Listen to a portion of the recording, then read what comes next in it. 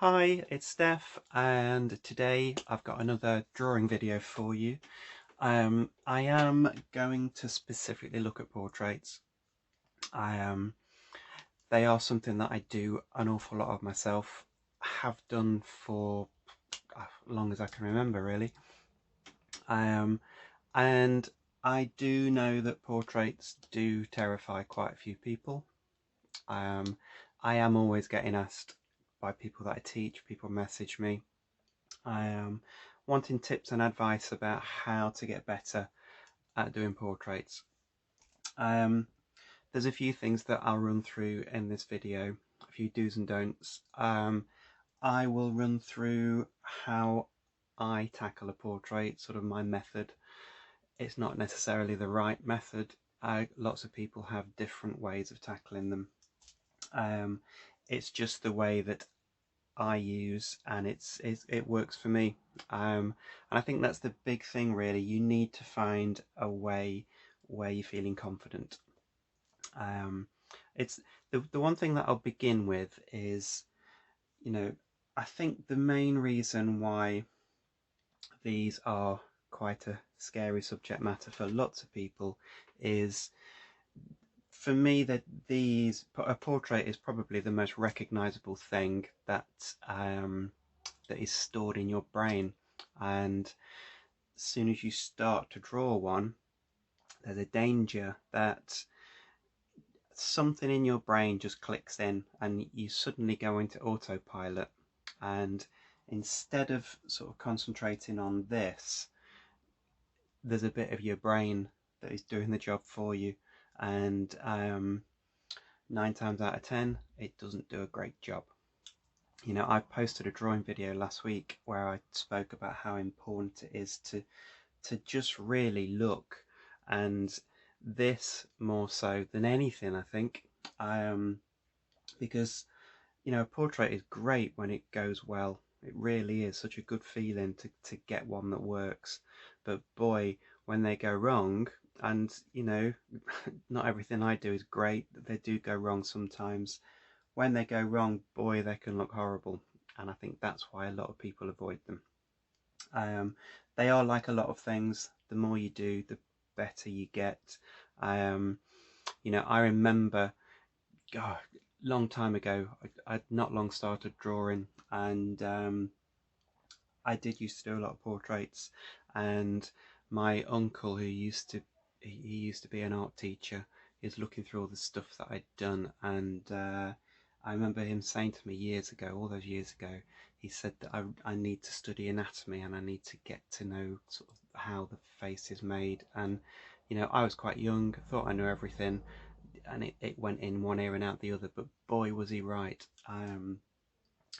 The more familiar you can get with what actually makes us this, um, it just stands you in good stead. So less talking, more drawing. So as you can see, I've got an image here of this chap, and presented with an image like this, I think a lot of people would tackle it this way. They would, I'll try and make these marks quite dark so that you can see them. So we're going to go top to bottom, so his chin is. And all I'm really going to do is I'm just going to outline this guy's head.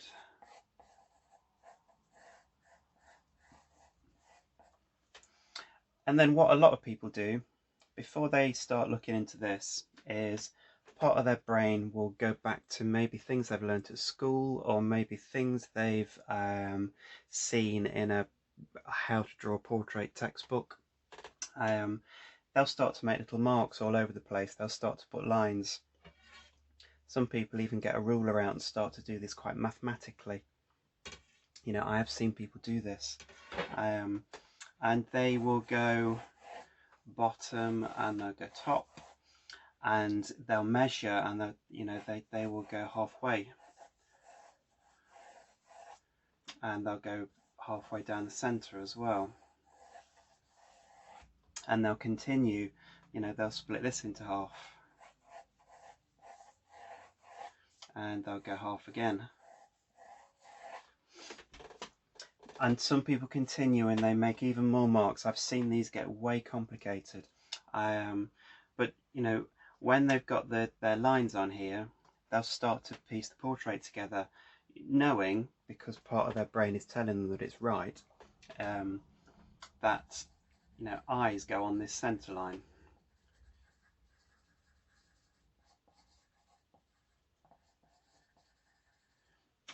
And they know that this line here is sort of in between the nose and the top lip. So, you know, that nose is going to go down here somewhere. And this line here falls underneath the shadowy bit on the bottom lip. So they know that their bottom lip is under here somewhere. And they will do a lot of this, probably without even looking at this. You know, and they know also that ears usually, top of ears are probably on a par with the eyes, and they'll run down to where that line is, and they'll, you know, they'll continue to chip away, and eventually they might start looking at this. And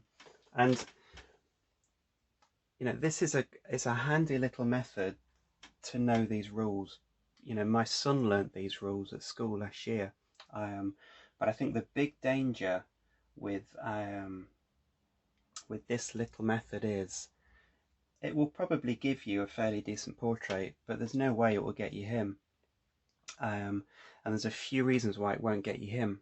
One of them is, you know, this little method of you know, like half top to bottom and then thirds down here and all these kinds of things. You know, this will only work if you've got an image or somebody sat right in front of you, dead straight on. And it also only works if people have got very symmetrical features as well. I don't know many people that are like that. We're all very different. And you know, when you suddenly start to scrutinize the image that you've got in front of you, and you know, I did this with this chap here. I suddenly noticed that if I was to put let's stick a ruler across the top of his ears, and you'll notice that, you know, one of his ears is so much higher than the other ear. You suddenly notice that one of his eyes is so much higher than the other eye, because, you know, even though you probably can't see it on there, you know, because this ear is so much higher than that one, that eye is so much higher than that one, his head is tilted, and you would never think that it was by looking at that, but boy, as soon as you start looking at it, you can see it. And you know, because his ears are tilted at that angle, that will be the same angle as his eyes. You could continue that down, which means that, you know, both nostrils are on that angle.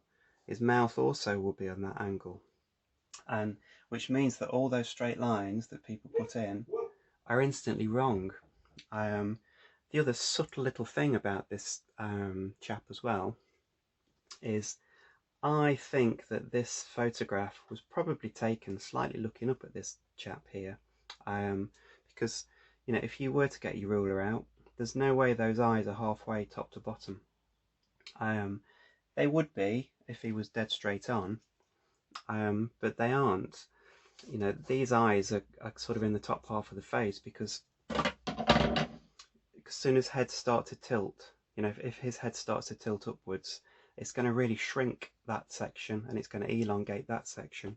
And you know, I mentioned about, you know, this little method, you know, where all your features are perfectly the same.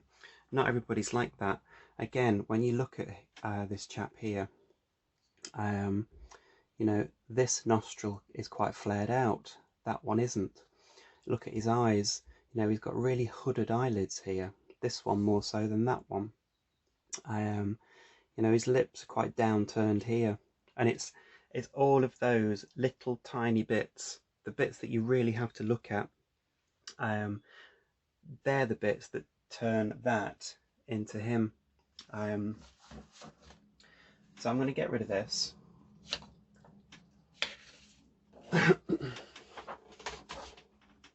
And we'll get rid of him. What I'll do is I'll put this image on my Facebook page if anybody wants to give him a go, because he is quite a nice one to tackle. But don't fall into that trap of thinking that you need to put straight lines in here, because it isn't. Things are at an angle.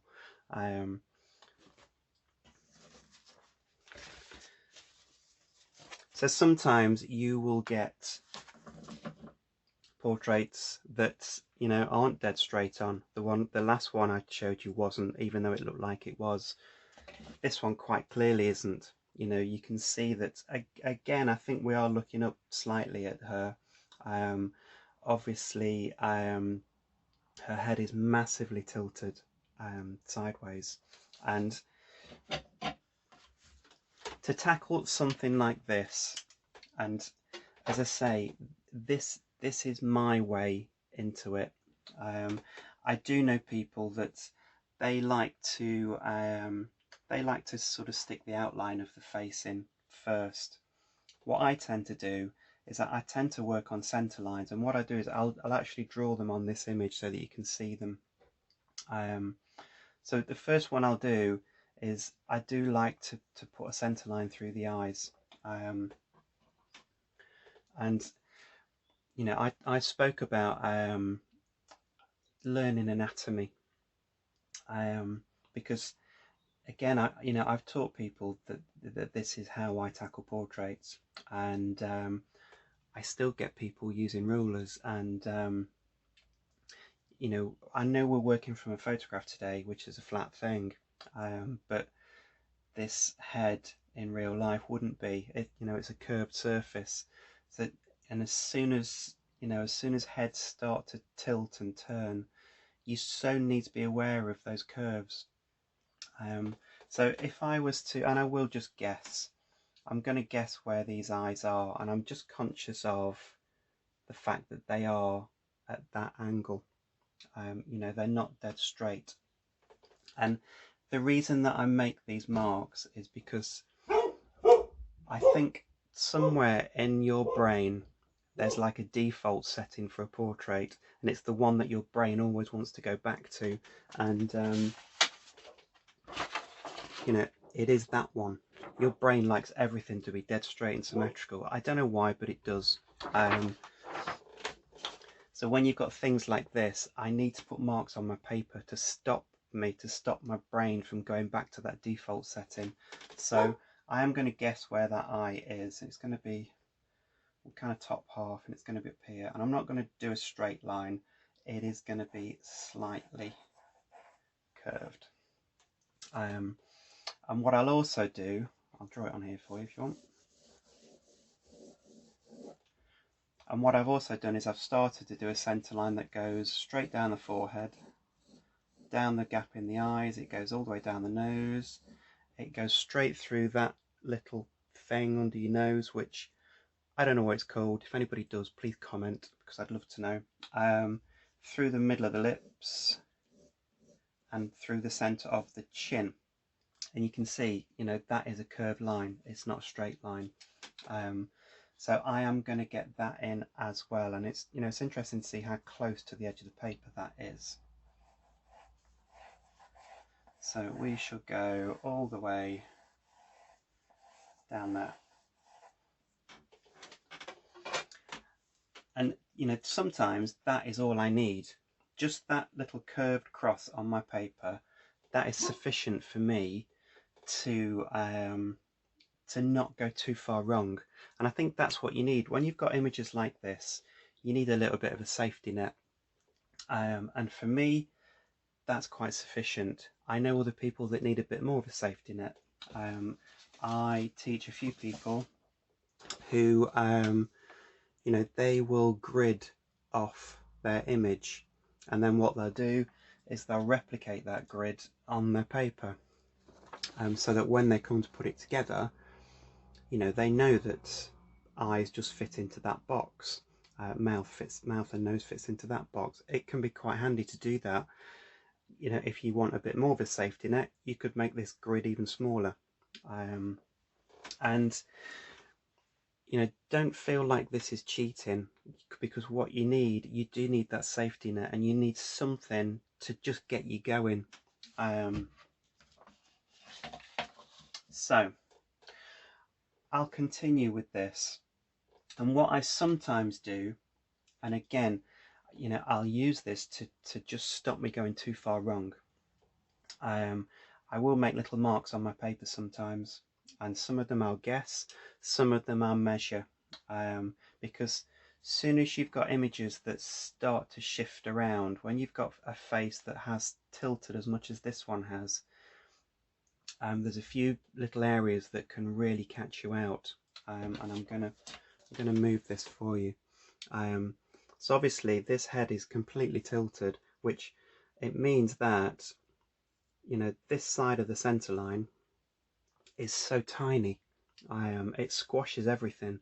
You know, you can't see all of her right hand eye, but your brain will want to go back to that default setting, and when you start to draw it in, it will want to draw all of it, but you can't see it.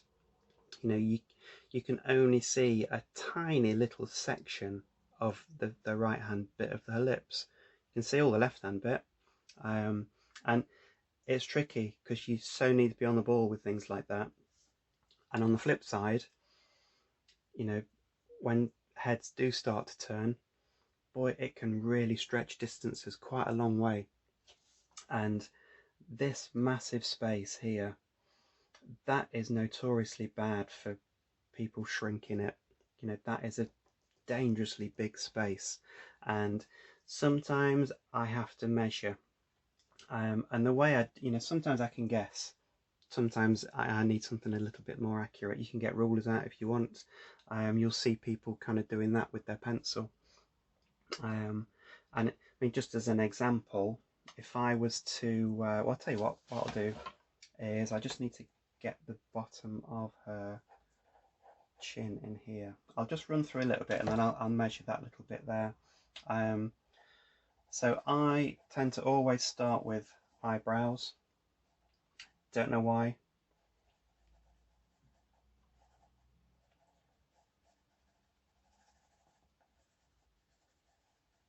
It's just the section that I feel most comfortable with. And we'll go, so under those eyebrows, I know that the eyes are on that centre line, which is handy.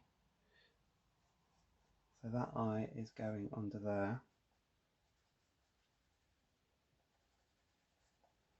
And I'm not going to go too detailed, I just want to kind of blob in at that eyeball. I know that that eye is on that centre line, you know, and I've just said you can't see all the eye, which you can't.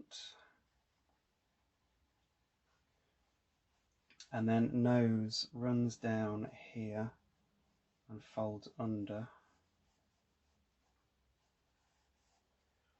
towards that little bit that I don't know what it's called. And then lips go under there. I've got nostril, which is about there.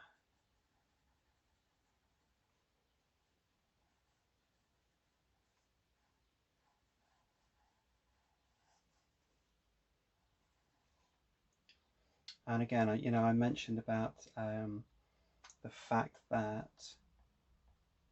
you know, you can only see a tiny little section of the right hand bit of her lips. And then she's got that bottom lip, which is quite big.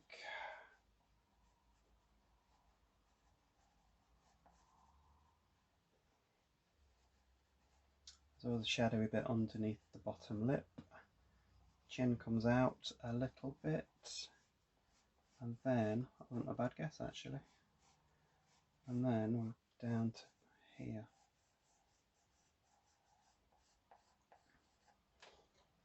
Right, and I know that won't be perfect, because I have guessed an awful lot of that.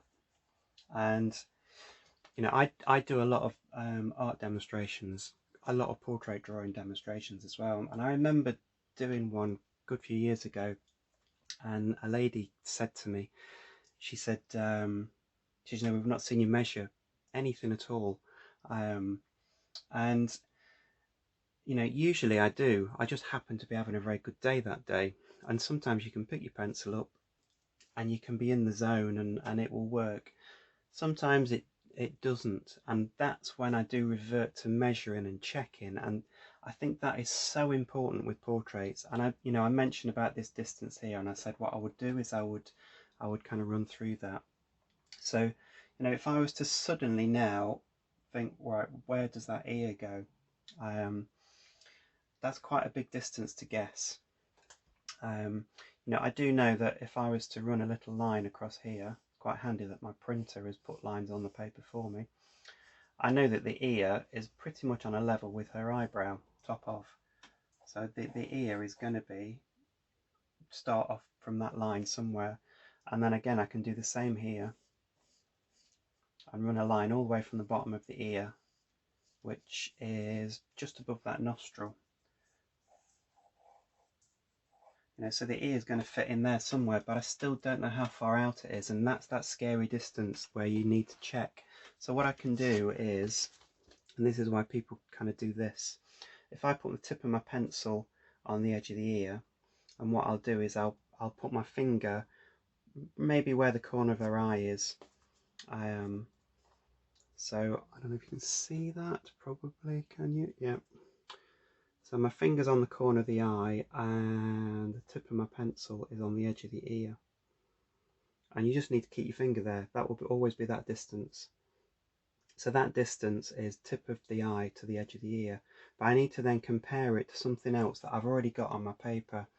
And what I could do is I could go maybe bottom of the chin, which is just above the nostril. That is the same as that. So if I go on my paper bottom of chin to above the nostril, and this is where distances move, so it's about there. So that should be the same distance as, that's where the edge of the ear is. So I know now that the ear kind of fits into this little section, and it's, as I say, that's a big distance to guess, and measuring can help. The other thing that I do a lot, mainly if I'm working from photographs, because again it stops your brain wanting to go back to that default setting.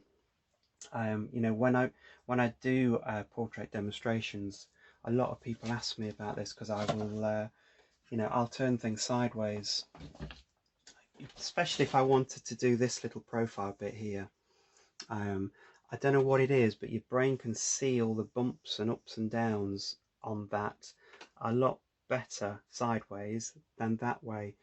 So if I was to start to put this together, so we'll go, so that kind of runs up there, and that, then you've got the cheekbone that runs just across from the nose, it drops into the eye, and then it comes out where the eye socket is, and then underneath the eyebrow, that is really quite raised to the eyebrow, then it starts to flatten out a little bit, and then you sort of moving into her hairline, which is where it folds. Now sometimes if I'm struggling to see things, I might even go really weird and start to stick things upside down, which it may seem crazy to tackle a portrait upside down, but it gets your brain to look at this as just shapes and tones and shades, instead of the fact that you're drawing lips and nostrils, and it just gets you to look and it stops your brain from going into autopilot and telling you what to do. So what I'm going to do is I'm just going to do a little bit of drawing without talking for a few minutes, and I might speed it up. So we shall go.